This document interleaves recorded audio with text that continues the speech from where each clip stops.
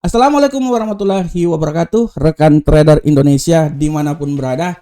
Jumpa lagi bersama saya Maurits di acara analisa harian kita pada hari ini. Dan sudah barang tentu bersama Amarket, broker yang sangat luar biasa melayani trader Indonesia dimanapun berada. Rekan trader, pergerakan pasar yang sangat luar biasa kembali lagi dan kembali terus. Pasar terus bergerak, tapi ada sebuah indikasi di mana pasar ini nanti akan sedikit meredah menjelang liburan Natal nanti. Akan tetapi rekan trader terus bergerak dan terus bergerak, kecuali Bitcoin rekan trader. Ya. Dalam hal pasar hari Jumat, hari Sabtu, hari Minggu weekend tutup, tapi Bitcoin jalan terus. Bercanda rekan trader. Jadi gini rekan trader, pergerakan pasar yang sangat luar biasa ini sudah sangat tentu terpaut juga dengan berbagai indikasi fundamental yang terjadi, statement-statement yang dikeluarkan oleh Gubernur Sentral Bank Amerika atau pejabat-pejabat ya di Sentral Bank Amerika membuat pergerakan pasar ini sangat dinamis. Begitupun juga statement yang dilakukan atau dikeluarkan oleh Bank of England, Bank of Jepang, membuat pasar terus bergerak sangat dinamis menjelang akhir tahun ini. Oleh karena itu rekan trader, kita akan membahasnya, dan sekali lagi pada pembahasan kali ini kita akan membahas tentang bagaimana pergerakan dari dolar Amerika. Apakah dia bisa lebih tinggi lagi atau dia malahan jatuh menjelang penutupan tahun 2023 ini. Ya, kita akan bahas bersama-sama, tapi sebelumnya mari kita lihat dulu apa yang terjadi pada pasar kemarin. Rekan trader semuanya, yang terjadi pada pasar kemarin sudah sangat jelas. Rekan trader bisa lihat di sini bahwa bagaimana indeks dolar Amerika setelah 2 hari kemarin jatuh, hari ini dia turun, kemarin dia naik ya sampai level 102.160-an, dan hari ini di awal udah ada gap ya yang terjadi ya, ada tendensi untuk agak sedikit mengalami penguatan. Sedangkan untuk euro angkel saham dolar, dengan menguatnya dolar Amerika membuat euro angkel saham dolar ini tertekan jatuh sampai di 1.09291. Untuk pound sterling, kemarin pound sterling benar-benar jatuh rekan trader sampai di level paling terendah 1.26228. Hari ini kita lihat apakah dia mempunyai tendensi kenaikan. Kita akan lihat terus karena hari ini akan ada banyak berita. Sedangkan untuk gold, setelah ya gold ini kalau kita lihat rekan trader, setelah kemarin dia jatuh bangun sampai level terendah 2027, hari ini dia agak sedikit mengalami penguatan. Apakah dia akan kembali lagi sampai ke 2050 seperti apa yang saya gaungkan? Nah, ini dia rekan trader. Kita akan lihat bersama-sama sampai penutupan tahun 2023. Dan untuk USD Yen Jepang rekan trader, USD Yen Jepang kemarin pergerakannya agak sedikit menguat ya. Setelah 2 hari yang lalu menurun, melemah, kemarin menguat. Hari ini agak sedikit mengalami pelemahan. Tapi kita lihat apakah nanti pada malam nanti dia bisa menguat lagi karena akan ada banyak berita. Kita akan tunggu bersama-sama. Oke rekan trader, ini adalah kesimpulan pasar yang terjadi kemarin, karena kita harus bahas juga sebelum kita lanjut lagi ke analisa hari ini. Dan untuk sekarang saya akan masuk ke sebuah tema yang sangat luar biasa. Tema ini akan saya bawakan buat rekan trader semuanya, dan tema yang saya angkat saat ini adalah dapatkah dolar bullish menuju 103. Nah ini dia rekan trader. Nah ini dia. Dapatkah dolar bullish menuju 103? Ini pertanyaan yang sangat luar biasa dan menurut saya harus dipertimbangkan oleh kita semuanya rekan trader. Karena rekan trader, kalau kita lihat bahwa sinyal dari The Fed ini untuk pemangkasan suku bunga tahun depan semakin besar. Ya. Sinyal yang diberikan The Fed ini untuk pemangkasan suku bunga tahun depan semakin besar, sehingga inilah yang menjadi faktor utama dolar Amerika mengalami pelemahan. Ya, walaupun setelah itu ada berbagai tanggapan yang dilakukan oleh para pejabat The Fed ya, sehingga dia bisa control and balance pergerakan dolar Amerika. Karena secara garis besar The Fed bilang bahwa kemungkinan untuk tingkat suku bunga akan ditekan pada tahun depan. Ya, dari sini kita udah bisa lihat bahwa yang tadinya dovish, yang tadinya hawkish, dia sudah mulai berubah jadi dovish. Oleh karena itu, kalau kita lihat rekan trader, kita bisa lihat di platform bahwa bagaimana dolar Amerika ini dia bergerak ya, setelah beberapa hari yang lalu memang dia sempat naik ya. Kalau kita lihat untuk beberapa hari yang lalu, kalau kita lihat secara garis besar dolar Amerika ini untuk beberapa hari yang lalu ya, dia memang sempat naik sampai di posisi 104 ya, terutama pada tanggal 7 bulan 12. Tapi setelah FOMC dikeluarkan ya, setelah FOMC dikeluarkan, rekan trader bisa lihat bahwa bagaimana dia turun dan benar-benar dia sampai ke level yang paling terbawah ya. Dia turun sampai level yang paling terbawah. Dari 103 poin 104 ya, poin 017, dia turun menutup minggu kemarin itu sampai di level paling terbawah di sekitaran 101. Walaupun beberapa hari yang lalu dia sempat naik lagi di 102 dan sekarang dia berada di seputaran 102.008. Nah, ini harap diperhatikan oleh para rekan trader semuanya ya. Kalau kita lihat rekan trader ya, kalau kita lihat dolar Amerika ini dia mencapai level terendah dalam 4 bulan. Ya, dia sudah mencapai level terendah dalam 4 bulan ya.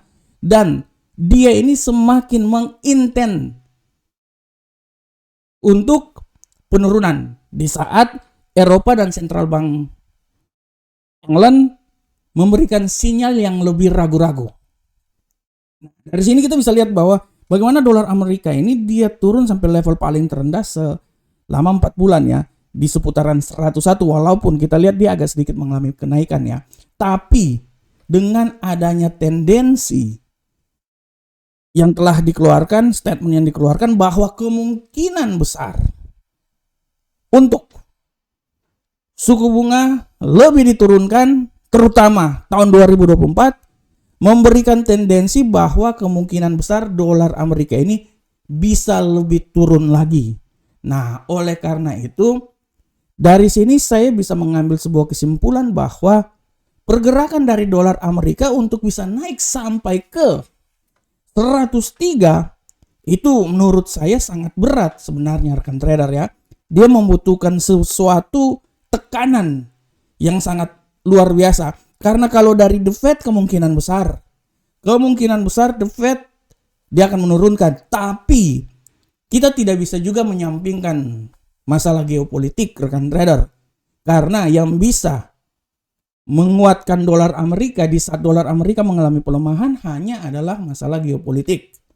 Dan apabila perang nanti terjadi lagi, dia bisa naik lagi sampai 103. Tapi untuk sementara ini kalau kita lihat bahwa kemungkinan ketegangan perang geopolitik sudah sangat mereda, sehingga saya bisa bilang bahwa dengan meredanya ketegangan geopolitik plus tendensi dovish yang dilakukan oleh The Fed, saya bisa mengambil sebuah kesimpulan bahwa kemungkinan dolar ini untuk bisa naik sampai 103 kayaknya perlu kekuatan yang sangat besar dan masih membutuhkan waktu yang agak sedikit lama. Ya, perlu kekuatan yang sangat besar dan membutuhkan waktu yang sangat sedikit lama. Oleh karena itu, sampai akhir tahun 2003 dan permulaan tahun 2004, saya bisa bilang bahwa dolar Amerika masih berkutat di antara 100, 101 dan mungkin 102. Itu adalah analisa yang saya berikan buat rekan trader semuanya. Sehingga dari sini kita bisa melihat bahwa pergerakan yang terjadi pada dolar Amerika mempunyai tendensi masih melemah. Ya, tapi kita tidak bisa menyampingkan masalah geopolitik. Karena dengan masalah geopolitik bisa membuat pergerakan itu berbalik arah. Oke rekan trader, demikianlah rekan trader tema harian kita pada hari ini. Dan saya berharap semoga apa yang saya berikan ini bermanfaat untuk rekan trader semuanya. Sekarang kita akan masuk rekan trader. Kita sekarang coba akan masuk ke analisa teknikal. Dan seperti biasa rekan trader, analisa teknikal kita akan mulai dari indeks dolar Amerika. Kita lihat dulu indeks dolar Amerika, sabar rekan trader. Saya pindah dulu. Oke. Nah, ini dia. Saya pindah dulu rekan trader.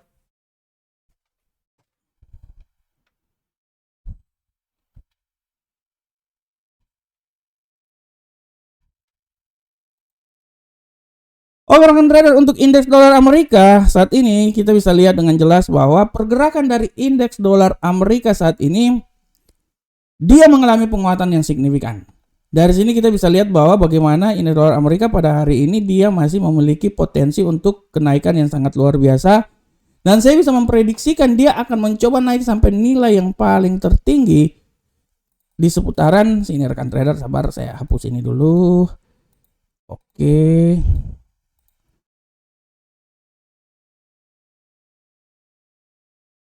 Nah, dia akan mencoba naik di seputaran 102.078. Ini menurut saya adalah nilai yang paling tertinggi saat ini ya, 102.078. Dan apabila terjadi pembalikan arah, saya bisa bilang bahwa kemungkinan besar dia akan coba turun lagi ke nilai yang paling terendah di seputaran 101.902. Nah, di sini. Oke. Nah, di sekitaran situ ya rekan trader 101.902. Selanjutnya rekan trader untuk euro angkel saham dolar. Untuk euro angkel saham dolar rekan trader bisa lihat dengan jelas ini bahwa kemungkinan besar euro angkel saham dolar ini agak sedikit mengalami pelemahan. Dan saya bisa bilang bahwa dia akan mencoba melemah sampai di level paling terendah di seputaran 1.09240. Dan hati-hati pembalikan arah bisa membuat dia kembali lagi ke level paling tertinggi di seputaran ini ya, 1.09548. Sedangkan untuk pound sterling rekan trader, kita bisa lihat dengan jelas ini bahwa pound sterling, arah pergerakan dari pound sterling saat ini, kalau kita lihat rekan trader bahwa pound sterling benar-benar wait and see. Walaupun tendensi bullish masih sangat kuat, kalau saya berasumsi bahwa saya berasumsi oke, memang bullish dia akan sangat kuat naik rekan trader ya. Mungkin sampai level paling tertinggi di seputaran sini ya kalau menurut saya ya. Oke, di seputaran 1.26688 ya. Tapi hati-hati pembalikan arah masih bisa saja terjadi dan saya bisa bilang bahwa tidak tertutup kemungkinan dia akan turun sampai di 1.26102 dan dia akan naik sampai di 1.26688. Nah, ini dia. Nah, oke. Selanjutnya gold rekan trader. Bagaimanakah gold? Kita lihat bersama-sama. Untuk gold rekan trader, di sini kita bisa lihat bahwa gold tendensi bullish masih sangat kuat hari ini. Tapi sekali lagi hati-hati pembalikan arah bisa saja terjadi. Tapi saya tetap bisa bilang bahwa bullish ini dia bisa naik sampai level paling tertinggi nanti menurut analisa saya di seputaran 2042.48. Dan di saat pembalikan arah bisa membuat dia kembali lagi ke selera asal di seputaran 2032.19. Nah, di sini adalah arah pergerakannya. Ya, antara 2032.19 sampai 2042.48. Sedangkan untuk USD yen Jepang.